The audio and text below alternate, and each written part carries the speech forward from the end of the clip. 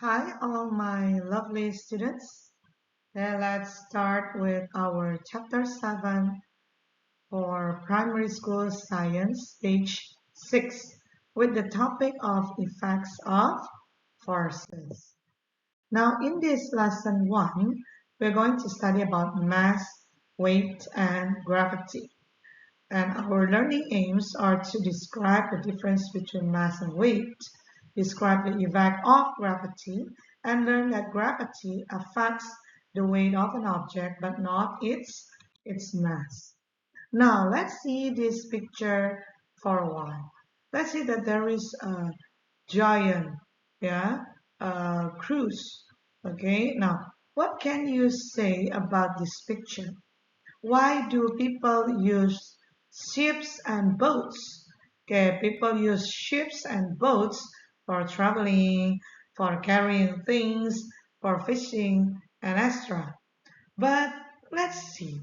The large ships have a huge weight. But why are they able to float on water? So you have to know that there is an upthrust that balances the weight of the ship. So inside this ship, okay, at the lower part, there is like a hollow part, okay, that will enable to balance the weight of the ship. But you're probably going to be confused right now if I say this, but it's okay. Let's move on to our next slide. Then you will slowly get into my explanation, and then hopefully you will understand in no time. Okay, now before we start, please put on your thinking cap first and then refer to page 97. You can open page 97 of your student's book, and then let's start asking these questions. What is weight? Is it the same as the mass? Well, of course not, but it is almost the same, but the weight okay, will be influenced by the gravitational force. Meanwhile, the mass is the same at all places. But again, you're probably still confused. But we will go to the next slides, which we will study step by step until you can understand each of these definitions. Now, let's see the picture on the slide. We can see there are two objects, two balls, okay, and then let's say about this one. So what is mass? Mass actually the amount of matter an object is made up of. So the two balls in the picture are of the same size. The green ball is hollow, but the red ball is not. Do you think they have the same mass? So if you say the green ball is hollow, that means the inside part is empty. Meanwhile, the red ball is not. So there are some contents, or it is dense. Okay, it is dense. There is still something inside of the red ball. So do you think they have the same mass? Well, of course not, because they have different amounts of matter. So they have also different masses. So how do we measure the mass of an object? Well, using a measuring scale in kilograms or grams, we can measure the mass of an object. So we can weight them. Okay, and then we see how many kilograms or grams in the object. Now, let's use your critical thinking. So, which one has a greater mass? Is 1 kilogram of feathers or 1 kilogram of gold? Which one? So, if you're looking from the size only, so you will notice that the 1 kilogram of feathers have much bigger size than 1 kilogram of gold. But the problem is, yeah, do you think they have the same mass? As you can see, it is stating 1 kilogram and also 1 kilogram. So that means we can say that the mass remains constant as the amount of matter in the body remains unchanged, but the weight will decrease. So even though the size is different, but because the mass is the same, 1 kilogram, that means it has the same weight. But if you are going to other places, like maybe you go to the other planets or go to the Mars, okay? The Mars has actually 1/6 of the gravity of the Earth. As I've told you, the weight, okay, the weight is different. Meanwhile, the mass will not be different because the weight will decrease according to the gravity, but the mass will not decrease. It will stay the same wherever it is. Okay. Now again, let's see the picture on this slide. Okay. Let's see what will happen to the ball after it is thrown up in the air. While you will say it will come down again. So we have to know, why do objects fall onto the ground when they are released from a height or thrown up? So why do you think the objects fall down? So because we believe that there is gravity. The gravity of Earth pulls objects towards the center of Earth. And this is exactly why, everyone, we are still standing on the ground. Because if we do not have gravity, that means we will float. Yeah, the same like if you're going outer space, they have very low gravity. That means you are not stepping or standing on the ground, but you will float. Maybe if you like to see the movie like Star Trek or any movies that talks about the planet, that means you will know that there is a difference, okay, between gravity, existence, and there is not, okay? Now, again, we say that, why do you think an object like a pencil always fall onto the ground when it slips through our fingers? But then again, because there is gravity, okay, that means the earth pulls the object down. So when we accidentally, okay, slips when the pencil slips through our fingers, it will quickly go down and then fall down on to the ground. Because why? Because there is a special pulling force called gravity on the earth that pulls all objects towards the center of the earth. So we can say here that weight is a measure of the effect of gravity on the object. So one more question. If the red ball just now, okay, when we have seen the red ball in the view first side, has a greater mass, will the balls have the same weight? Definitely no. Because why? The green ball will have a greater weight. So do you think each ball will have the same weight on the moon and on the earth? Hmm. Well, because the mass is always the same, okay? And then the difference is only the gravity, and the moon and the earth will have different gravitational force. That means each ball will have different weight on the moon and on the earth. So, do you think the ball, okay, each ball will have the same mass on the moon and on earth?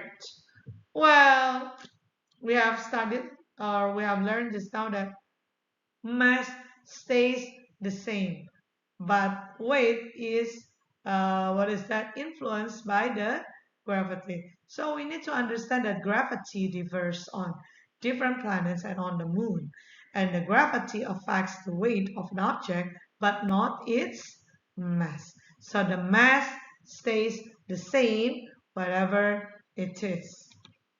Okay, and then weight is measured in the unit of newtons.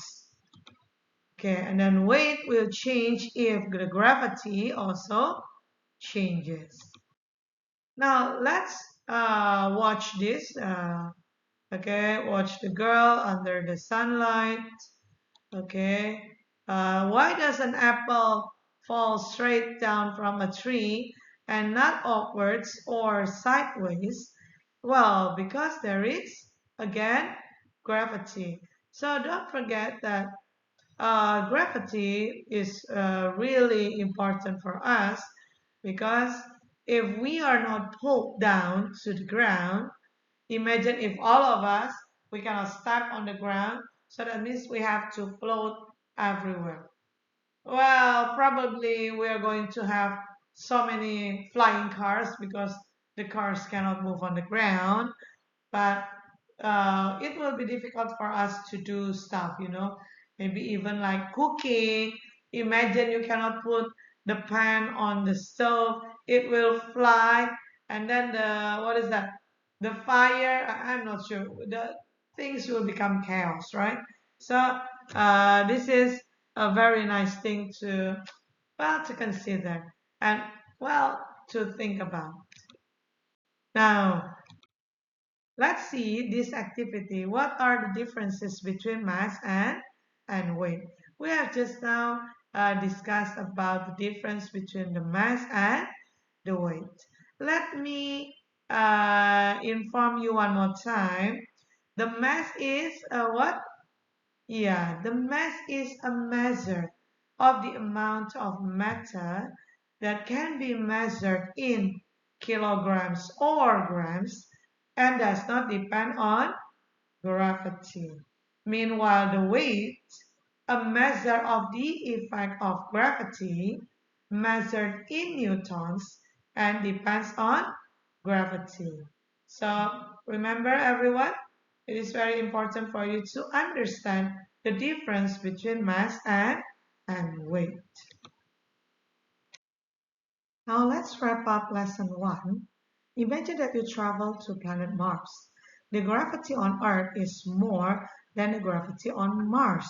So what will happen to your mass and weight on Mars? So the answer will be my mass will remain the same, but my weight will be less on Mars than on Earth. So even if you have like 60 kilos, if you go to Mars, the mass will still be 60 kilos. But if you count the weight, that means it will be different. So what we are always talking here in when we are still in on Earth, we are actually talking about the mass. Okay, because weight, remember, it is in Newton. Don't forget to complete your homework, worksheet 1, about mass, weight, and gravity. Now we will go to lesson 2, forces in action. And our learning aims are to describe forces acting on the objects using force diagrams, describe the effects of forces on objects that are at rest and in motion. Now, let's start this lesson by showing I'm going to start it by showing you this picture of a person riding a bicycle. What types of forces do you think are acting on the bicycle? Well, you probably still, uh, what is that? Remember the forces such as gravity, that means the push from the pedaling and the friction are acting on the bicycle. So the bicycle is moving at a constant speed. Do you think that all the forces acting on it are equal? Well, the answer is no.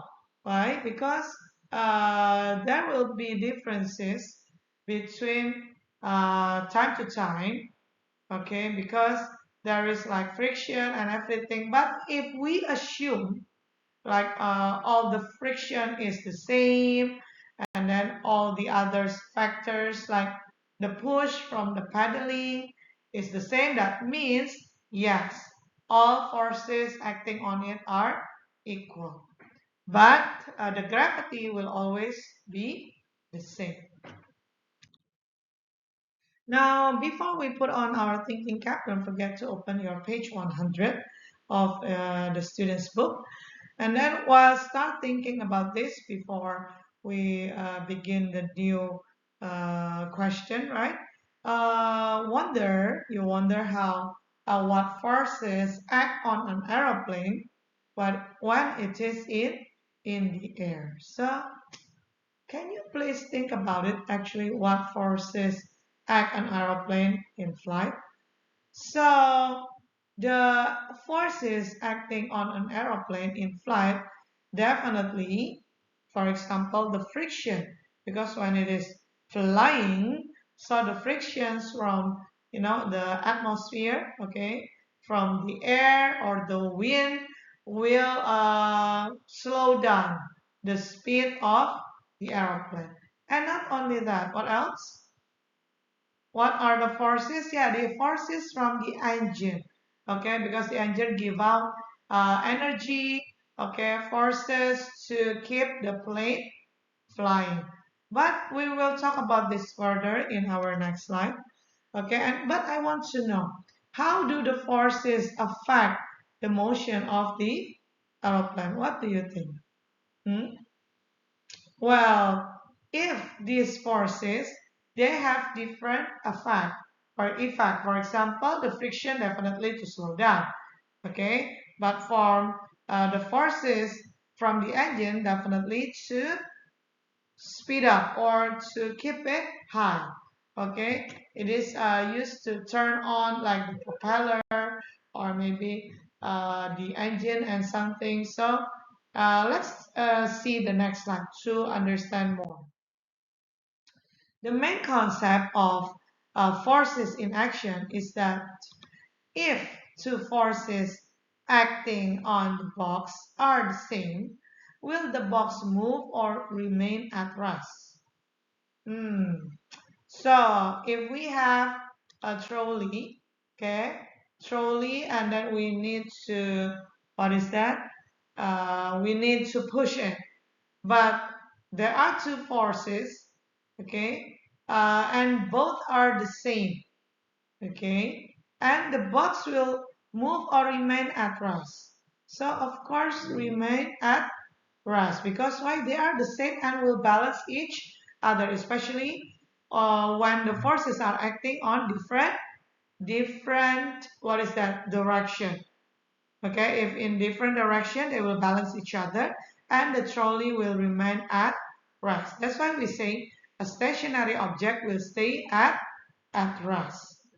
Okay, and then if the two forces acting on the box are different, will the box move or remain at rest?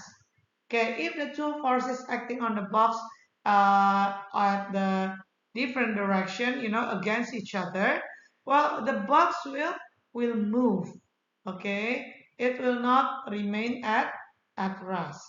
Okay, but it will move to the direction with the bigger or the higher forces.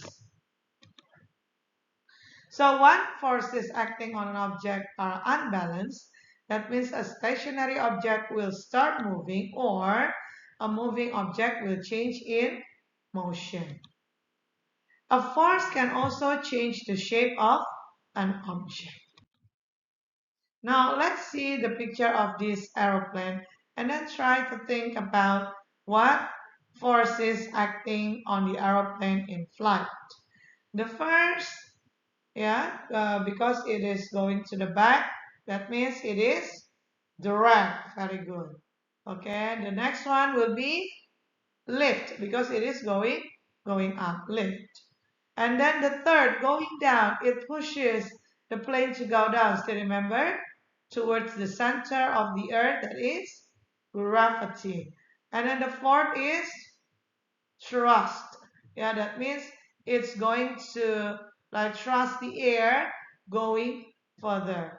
So remember, and then my question for you, what will happen to the motion of the aeroplane if all the forces are balanced? Well, if all the forces are balanced, that means it will be flying straight, level, and at the same at the same speed. Now, what will happen to the motion of the aeroplane if the thrust is greater than the drag? So, if the thrust is greater than the drag, that means it will speed up. What if the thrust decreases but is still greater than the drag? So the aeroplane will move slower than before. Okay, but still moving forward.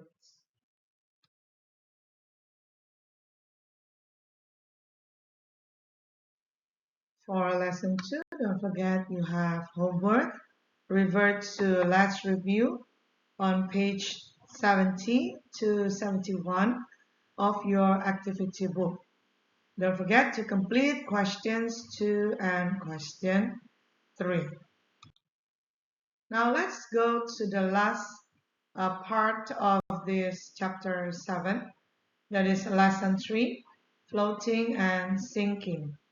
The learning aim of this lesson 3 is to learn that objects sink or float because of factors such as their mass and shape. Now let's see this picture of a duck, okay, swimming, and it is floating. So please remember again the lesson that you studied in primary 5 about the forces that act on an object in water. So what is actually the forces that keeps the duck from sinking in water? So the answer will be the up thrust. Okay, now let's see for the next slide so you will understand more about this floating and sinking concept. Now the next question will be, can we change an object that sinks to make it float? So students may say that we can change the shape of the object, but if you want to know if we can change object that sinks to make it float, well, we can do some things to keep it float. But let's see if we are familiar with the concept of density. Let's see. Now for the main concept of floating and sinking, let's recall that upthrust is the upward force that helps keep an object from sinking in water. Now let's see the picture. Remember, refer to the picture on the slide. Okay, an object will float if the upthrust is greater than or equal to its weight. An object will sink if the upthrust is less than its weight. Now, the mass and shape of an object can affect whether it floats or sinks. Now, let's see from the picture. Okay, there are two beakers. One is filled with the wooden ball, and then one more is the iron ball. Both of the beakers are filled with water. So, which do you think has a greater mass? The wooden ball or the iron ball? Well, definitely we can see that because the iron ball is sinking, that means the iron ball has a larger mass. Now, how does the mass of an object affect if the object floats or sinks? If an object has a larger mass, it will have a larger weight. When the weight is equal to or less than the upthrust, the object floats. But when the weight is greater than the upthrust, the object sinks. So what can you do to make the iron ball float? So probably you can say that you can state many opinions, but we can say that the iron ball, can be melted and changed into different shape with a larger surface area. So there are so many choices that you can do, but you have to see that it is happening because the surface, that's why we call it, there is a formula of density where the mass divided by volume. So the volume is actually giving an influence on how or whether an object will float or sink. But mass, because you see mass divided by volume, so the mass really, what is that, holds a very important effect in the sinking or floating of an object. Now let's see this one. If both objects have the same mass, which one will float? Do you think the aluminium block or the aluminium boat? So the answer will be, what do you think, everyone? The aluminium block? Oh, no, no, no, no, no. So the answer will be the aluminium boat. Good job. Why? You can see that the surface area of an object increases. From the block, it changes into the aluminium boat, and the surface is increasing. So the size of the upthrust will increase, and the object is likely to float. Now, the critical thinking. So, do you think an object will weigh less in water than in air? Why? Okay, so remember, if we walk, okay, if we walk on the water or in the water, it is actually much easier because you got like carried, because there is an upthrust. Okay, so does an object weigh less in water than in air? Any object that is in water has an upthrust pushing up against gravity. So it will weigh less in water than in air. Now to wrap up, please tick the correct box beside each sentence. So please think about it first before we answer together. So objects with a large weight will always sink. Do you think this is true or false? Okay, this is false. Why? Because that also depends on the surface. Okay, and then again, what else? Only the mass of an object affects whether the object will float or sink. Again, I have told you just now that the objects with a larger surface will create a higher upthrust.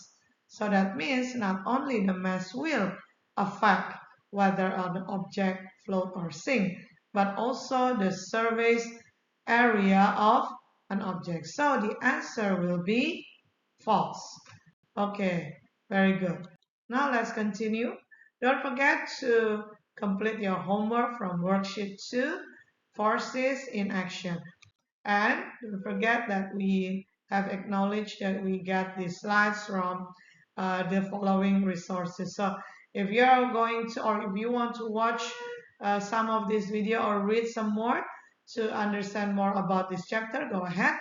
Please read for chapter 7. Okay, I think that's all for chapter 7 today. I'm really delighted and pleased to be able to share with you about effects of forces. And we have learned until lesson 1 to 3. I'm hoping to see you again in the next chapter. And don't forget to stay healthy, stay focused, and be smart. Bye bye.